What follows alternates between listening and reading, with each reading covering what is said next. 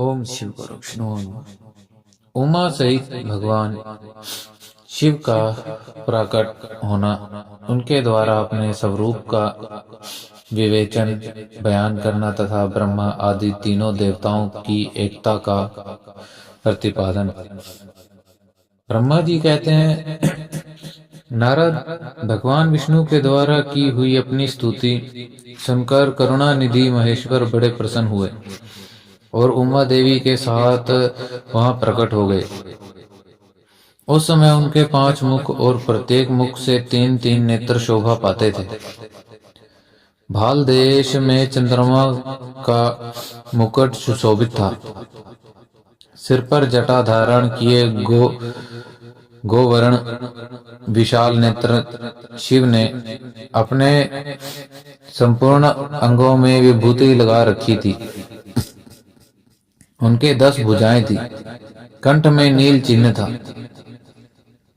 उनके भी अंग समस्त आभूषणों से विभूषित थे।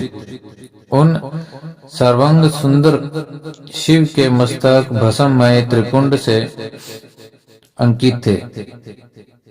ऐसे विशेषणों से युक्त परमेश्वर महादेव जी के भगवती उमा के साथ उपस्थित देख मैंने और भगवान विष्णु पुनः प्रिय वचनों द्वारा उनकी स्तुति की।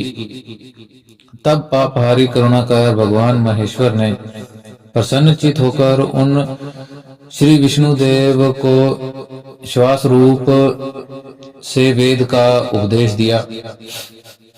मुने उनके बाद शिव ने परमात्मा श्री हरि को गहन ज्ञान प्रदान किया। फिर उन परमात्मा ने कृपा करके मुझे भी वह ज्ञान दिया। वेद का ज्ञान प्राप्त करके कृतार्थ हुए भगवान विष्णु ने मेरे साथ हाथ जोड़कर महेश्वर को नमस्कार करके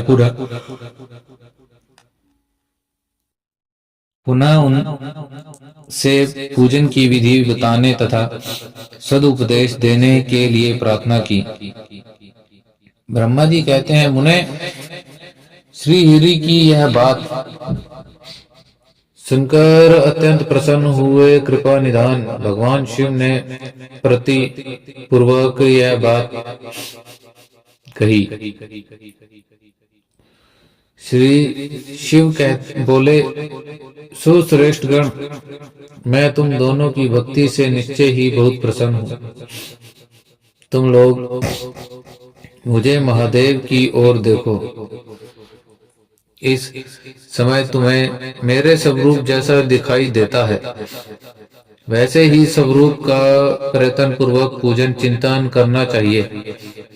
तुम दोनों महाबली हो और मेरे स्वरूप भूत प्रकृति से प्रकट हुए हो। मुझ सर्वेश्वर के दाएं बाएं अंगों से तुम्हारा आविर्भाव हुआ है।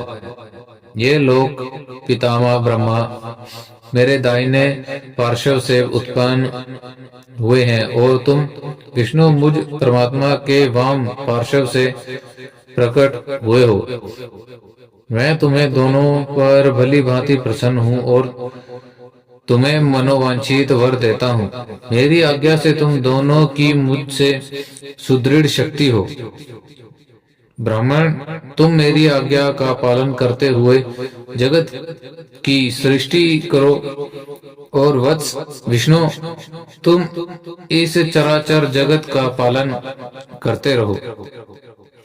हम दोनों से ऐसा कहकर भगवान शंकर ने हमें पूजा की उत्तम विधि प्रदान की, जिसके अनुसार पूजित होने पर वे पूजक को अनेक प्रकार के फल देते हैं। शंभु की उपयुक्त बात सुनकर मेरे सहित श्री हरि ने महेश्वर को हाथ जोड़कर प्रणाम करके कहा, प्रभु, यदि हमारे प्रति आपसे हृदय में प्रीति उत्पन्न हुई है और यदि आप हमें वर देना आवश्यक समझते हैं तो यही वर मांगते हैं कि आप में हम दोनों की सदा अनन्य एवं अविचल भक्ति बनी रहे।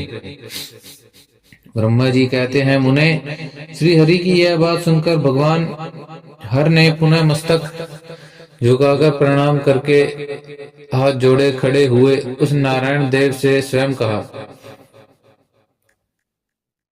श्री महेश्वर बोले, मैं सृष्टि पालन और संहार का करता हूँ, सगुण और निर्गुण हूँ तथा सच्चिदानंदन स्वरूप निर्विकार पर ब्रह्म परमात्मा हूँ।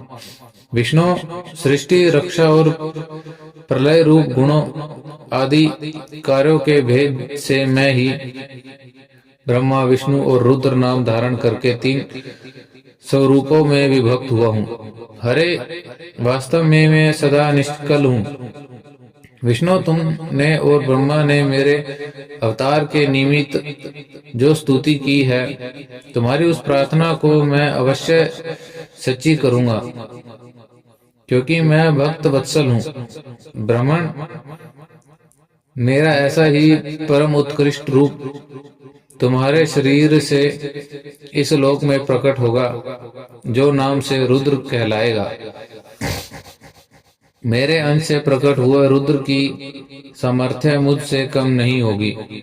जो मैं हूँ वही यह रुद्र है। पूजा की विधि विधान की दृष्टि से भी मुझसे और उसमें कोई अंतर नहीं।